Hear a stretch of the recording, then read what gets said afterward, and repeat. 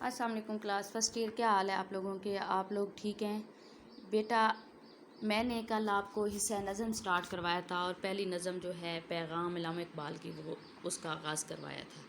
بیٹا میں نے آپ لوگوں کو بتایا تھا کہ یہ نظم جو ہے یہ اس میں ادب کی اصطلاحیں جو ہیں وہ صنعت مرات النظیر، تشبیہ و استعارہ، اور دوسری بات جو میں آپ کو بتاؤں گی کہ یہ نظم علامتی نظم ہے۔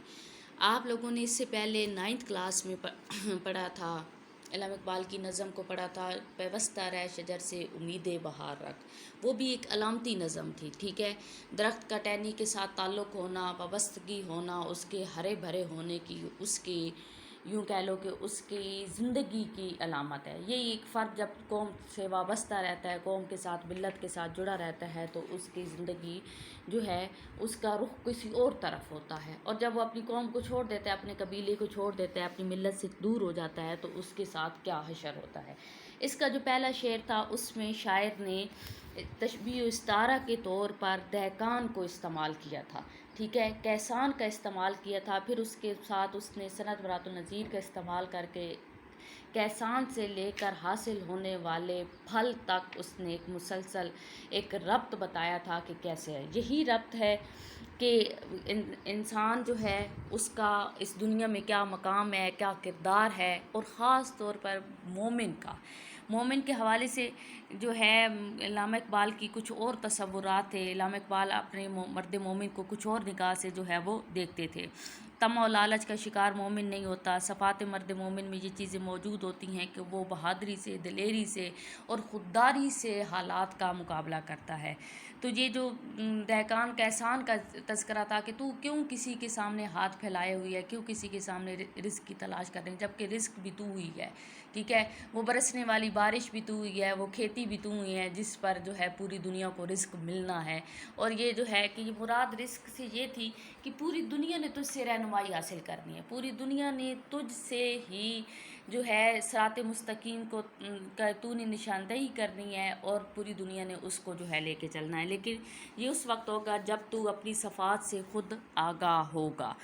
دوسرا جو بیٹا شعر ہے وہ ہے کہ اس میں پہلے شعر میں بھی کامل مسلمان کی جو ہے خصوصیات کا تذکرہ کیا گیا ہے، جو دوسرا شعر ہے اس میں بھی ایک مکمل ترین، کامل ترین مومن جو ہے، مرد مومن جو ہے، اس کی طرف نشاندہی کی گئی ہے۔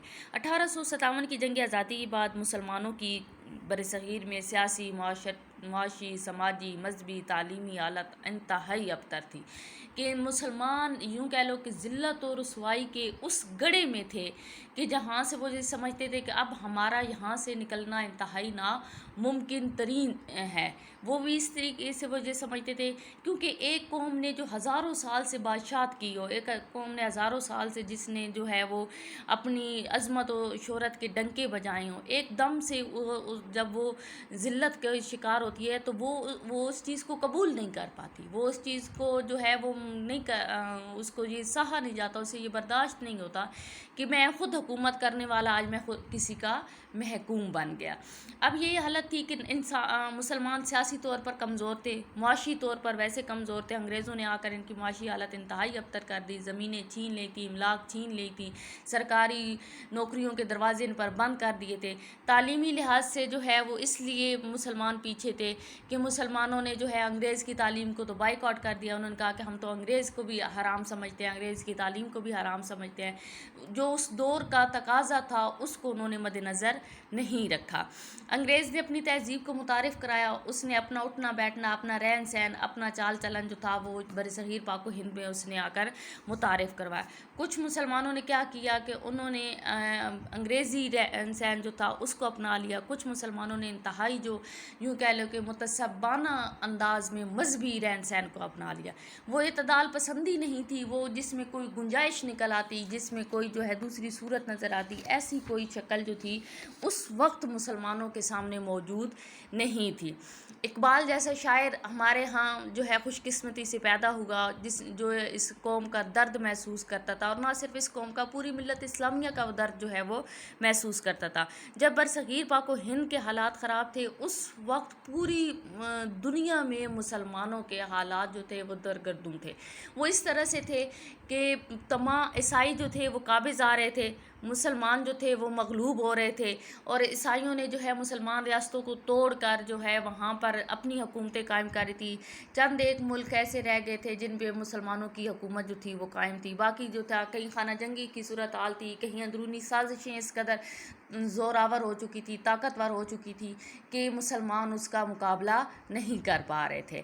اور جب کسی چیز کی اندھی تقلید کی جاتی ہے نا، جب جن مسلمانوں نے خاص طور پہ برصغیر پاک و ہند میں انگریز کی تقلید کرنا شروع کی، تو یاد رکھنا بچوں، جب کسی چیز کی اندھی تقلید کی جاتی ہے بغیر سوچے سمجھے اس کے پیچھے جو ہے وہ جب چل پڑتا ہے انسان، تو پھر زوال لازمی مقدر بنتا ہے.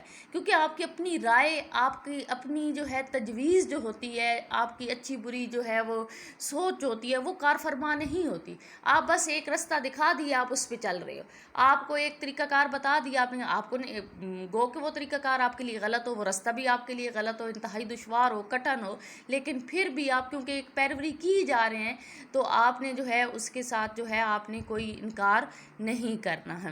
یہ جو شعر ہے دوسرا شعر ہے، دوسرے شعر میں شاعر نے خاص طور پر کلمہ افسوس ہے بیٹا، کس کی جستجو آوارہ رکھتی ہے تجھے، تو رہرو بھی تو، رہبر بھی تو، منزل بھی تو. شاعر نے یہاں پر کلمہ افسوس کا استعمال کیا ہے. کلمہ افسوس میں سے لیا گیا ہے اور بتایا ہے کہ سوالیہ انداز شاعر نے اپنے اس شعر کے اندر جو ہے وہ استعمال کیا ہے. اپنی قوم سے پوچھ رہا ہے کہ کس کی آرزو میں خود کو تھکار ہے، کس کی جستجو میں تو اپنے آپ کو ہلکان کیے جا رہا ہے، کون سی منزل کا تو متلاشی ہے، جبکہ تیرے پاس تو ہر منزل تک پہنچنے کا راستہ موجود ہے. پھر کیوں تیری جو ہے وہ حالت اس طرح سے ہے کہ جیسے ایک بھٹکا ہوا ایک آوارہ مسافر جو ہوتا ہے، جس کو نہ منزل کا پتہ، نہ رستے کا تعین اس کے پاس ہے، نہ زاد راہ مطلب ساز و سامان ساتھ ہے، نہ اس کے پاس کچھ جو ہے بہترین رہنمائی کرنے والا ہے، نہ اس کے پاس اتنی ہمت و طاقت ہے کہ وہ اس راستے پر چل سکے.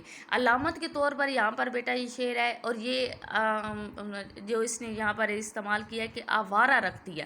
آوارہ کا مطلب ہوتا ہے جو بے مقصد گھومتا ہے، جس کے سامنے کوئی مقصد نہیں ہوتا، جو ایک انتہائی یوں کہہ لو کہ جس کی کوئی اپنی سوچ نہیں ہوتی، کوئی کچھ نہیں ہوتی، بس جو وقت گزر رہا ہے اس کو گزارتا ہے. اور آوارہ یہاں پر اس نے کیا، اس کو کیا ہے مسافر کو کیا ہے، مسافر آوارہ گھوم رہا ہے. علامتی انداز اپنایا گیا ہے. میں آپ کو بتاتی ہوں کہ علامتی انداز کیا ہے کہ راستہ، راہرو مسافر، رہبر رہنمائی کرنے والا، منزل جہاں پہنچنا آپ کو مقصود ہو. ٹھیک ہے. اب بیٹا اس میں علامت کیسے ہے؟ علامت بیٹا میں آپ کو بتاتی ہوں کہ جو راہ ہے، رستہ ہے، مسلمان کے پاس رستہ موجود ہے، حدیث کی شکل میں موجود ہے، شریعت کی شکل میں موجود ہے، سنت کی شکل میں موجود ہے. سنت ہمارے پاس، سنت رسول صلی اللہ علیہ وسلم سب سے بہترین رستہ ہمارے پاس موجود ہے. مسافر کون ہے اس پر چلنے والا، اس پر اپنا سفر طے کرنے والا؟ وہ مسلمان ہے. سنت نبی صلی اللہ علیہ وسلم پر مسلمان چلتا ہے. ٹھیک ہے. آگے ہے رہبر، جو رہنمائی کرنے والا ہے، ہماری رہنمائی کرنے والا، ہمیں رستہ دکھانے والا ہمارا رہبر کون ہے؟ وہ قرآن مجید ہے. ٹھیک ہے. اور منزل کون ہے جس پر ہم نے سنت پہ چلنا ہے، مسلمان نے اپنے آپ کو صرف کرنا ہے، رہنمائی ہماری قرآن مجید کرے گا. تو لازمی بات ہے کہ جو ہماری منزل ہے وہ رضا الہی کا حصول ہے. ٹھیک ہے. ہم نے اللہ کی رضا کو پانا ہے. ہمیں دنیاوی مقصد، آخرت، جنت، دوزخ، اس سے ہمیں کوئی جو ہے وہ سروکار نہیں ہے. ہم نے اپنے مالک و خالق کی رضا کو پانا ہے، اور یہ رضا اسی شکل، اسی صورت میں ہم پا سکتے ہیں جب ہم سنت نبی صلی اللہ علیہ وسلم پر عمل کرتے ہوئے، قرآن مجید سے رہنمائی لیتے ہوئے اس رستے پر چلیں گے. حدیث قدسی بھی ہے نا کہ اللہ تعالیٰ نے فرمایا ہے کہ اے میرے بندے، تو میری طرف قدم بڑھا کر تو دیکھ. ٹھیک ہے. میں تجھے 10 قدم آگے بڑھ کر نہ گلے لگاؤں تو پھر کہنا. ٹھیک ہے. میں اپنے آپ کو میرے رستے میں میری ذات کے لیے جو ہے فنا کر کے تو دیکھ، مٹا کر تو دیکھ. ٹھیک ہے. میں ساری دنیا کو نہ تیرا بنا دوں، سارے یہ زمین و آسمان کو نہ تیرا جو ہے وہ تیرے سامنے بچھا دوں، مسخر کر دوں، تو پھر تو جو ہے کہنا اور یہ اللہ کا اور اس کے بندے کا ایک آپس کا تعلق ہے، ٹھیک ہے. اور یہی چیز جو ہے یہاں پر جو ہے علامہ اقبال نے مسلمانوں کو بتائی ہے کہ اے مسلمان، تجھے کس چیز کی تلاش سرگرداں اور پریشان کر رکھا ہے. حالانکہ راستہ، مسافر، رہنما، مکان سب کچھ تیرے پاس جو ہے وہ موجود ہے. کیونکہ مسلمان بھٹک رہا تھا نا، مسلمان کے پاس تو کوئی چیز نہیں تھی، مسلمان کے پاس رہنمائی ہی نہیں رہی تھی، لیڈر ہی نہیں رہا تھا، مسلمان کے پاس کوئی ایک ایسی غیر یقینی صورتحال میں تھا کہ وہ سمجھتا تھا کہ اب میرے پاس اتنا کچھ میرے ہاتھوں سے جا چکا ہے، اتنا کچھ میں لٹا چکا ہوں، تو مزید جو میرے پاس ہے وہ بھی میرے پاس نہیں بچے گا، وہ بھی مجھ سے چھین جائے گا، ٹھیک ہے. تو یہ وہ چیز تھی کہ جس میں مسلمان جو تھا وہ انتہائی جو ہے پریشان حالت میں موجود تھا. اور پھر یہ بھی ہوگا بیٹا کہ نبی کریم صلی اللہ علیہ وسلم نے کہا کہ تمہیں غیروں سے روشنی، غیروں سے جو ہے وہ طلب کرنے کی تمہیں کوئی ضرورت نہیں ہے. غیر سے تو کیا طلب کرتا ہے؟ تیرے پاس سب کچھ ہے، تو دوسروں کو دینے والا ہے، تو بانٹنے والا ہے. تو مشعل خود تھام، تو جو ہے خود مشعل تھام، اور اس راستے پر آنے والے لوگوں کی تو رہنمائی خود کر، ٹھیک ہے. کیونکہ تیرے اندر ہی وہ راز پوشیدہ ہیں، تیرے اندر ہی وہ صلاحیتیں چھپی ہوئی ہیں جس سے تو پوری دنیا کو تسخیر کر سکتا ہے. صراط مستقیم تیرے پاس موجود ہے، ٹھیک ہے. ایک ایسی سنت تیرے پاس موجود ہے جس کو قیامت تک زوال نہیں آ سکتا، ٹھیک ہے. ایک ہمہ گیر اور عالمگیر ضابطہ اسلام کی شکل میں تیرے پاس موجود ہے. تو تیرے اندر یہ بے چینی کیوں ہے؟ تیرے اندر یہ گھبراہٹ، اور تیرے اندر یہ جو ہے یہ جو تیرے اندر غیر یقینی صورتحال ہے، اس کو تو باہر نکال پھینک. بیٹا تیسرا شعر ہے، اس میں علامہ اقبال نے مسلمان سے پھر مخاطب ہے. پچھلے شعر میں وہ سوال پوچھتا تھا، اس میں مخاطب ہے، اور مخاطب اس انداز سے ہو کر کہتا ہے کہ تیرا دل جو ہے وہ طوفان سے کیوں ڈرتا ہے. سوال کرتا ہے نا، کامتا ہے دل تیرا اندیشہ طوفان سے، نا خدا تو بحر تو کشتی بھی تو ساحل بھی تو، ٹھیک ہے. کامتا ہے، تیرا دل کیوں لرزتا ہے. اندیشہ جو ہوتا ہے نا، اندیشہ ہمیشہ وہ ڈر ہوتا ہے جو مستقبل میں آنے والے حالات سے انسان جب اپنی کیسرائیاں لگاتا ہے، جب اپنی جمع تفریح کرتا ہے، تو میں یہ کام کروں گا تو مستقبل میں مجھے فائدہ ہوگا، یہ کام کروں گا تو مستقبل میں مجھے اس کا نفع ہوگا. یہ وہ چیزیں ہوتی ہیں. اور جب کہ اس کو خاص طور پر اس نے جو ہے علامہ اقبال نے ریلیٹ کیا ہے، وہ اس نے ایک سمندری زندگی کے ساتھ ریلیٹ کیا ہے. وہ کیسے سمندری زندگی کے ساتھ ریلیٹ کیا ہے کہ اس نے کہا ہے کہ دنیا انسان تیرے پاس کشتی ہے، اس کشتی کو چلانے والا ملا تو ہے، جو اس کشتی کو لے کر جس سمندر پہ چل رہا ہے، وہ سمندر بھی تیرے دست راست میں ہے، تیرے کنٹرول میں ہے، ٹھیک ہے. اور جہاں پر اس کشتی نے جا کر لنگر انداز ہونا ہے، جہاں پر ٹھہرنا ہے، وہ مقام بھی، وہ ساحل بھی تیری ذات ہی ہے، ٹھیک ہے. دنیا کو بیٹا یہاں پہ دیکھ لو کہ اس نے دنیا کی کشتی میں مسلمان ملا ہے، صرف اور صرف ضرورت اس بات کی ہے کہ وہ اپنے زور بازو کو آزمائے، اپنی اقدار جن کو تو بھلا بیٹھا ہے دوبارہ سے ان کو زندہ کرے. پھر سمندر بھی تیرا، ساحل بھی تیرا، اور موجے تیرے سامنے کانپنے یعنی لرزنے لگ جائیں گے. پھر سمندر میں آنے والے طوفان تیرے سامنے خود جو ہیں وہ ہاتھ باندھ کر کھڑے ہو جائیں گے، اور تجھ سے پوچھیں گے، تجھ سے سوال کریں گے کہ اب تو بتا کہ اب ہم نے کیا کرنا ہے. یہ وہ والا مقام ہے کہ جب خدا بندے سے خود پوچھے بتا تیری رضا کیا ہے، ٹھیک ہے. اس قدر اپنی خودی کو بلند کر کے لے کے جا، اس قدر اپنے آپ کو مٹا ڈال کہ اللہ تعالیٰ خود تجھ سے سوال کرے، خود آ کے پوچھے کہ اب میرے بندے تو بتا اس سے آگے میں تیرے لیے کیا کروں، اس سے آگے جو ہے میں تیرے لیے کیا جو ہے تیرے لیے کیا سہولیات، کیا تیرے لیے آسانیاں پیدا کروں، جو تو کہے گا وہ ہوگا. اور یہ اسی صورت میں ہوگا کہ جب مسلمان اپنی خودی کو، اپنی جو ہے اقدار کو پہچانے گا، اپنے مقام کو پہچانے گا. تو اس نے اقبال نے کہا کہ تجھے کسی سے اندیشہ، یہ جو دنیا ہے یہ اس میں تیری کشتی اب بھمر میں ہے، تیری کشتی جو ہے نا وہ انتہائی یوں کہہ لو کہ اس مقام پر ہے کہ ڈوبنے والی ہے، اور تو جو ہے انتہائی جو ہے مایوسی کے عالم ہے. تو نہ خوف کھا، نہ انگریز سے خوف کھا، نہ ہندو سے خوف کھا. ان کی کثرت، ان کی حکومت تجھے کبھی کہیں بھی تجھے جو ہے وہ تکلیف دینے والی نہیں ہے، کہیں بھی تجھے جو ہے وہ پریشان کرنے والی نہیں ہے، اگر تو اپنی اندر کی طاقت کو پہچان لے، اگر تو اپنے آپ کو پہچان لے.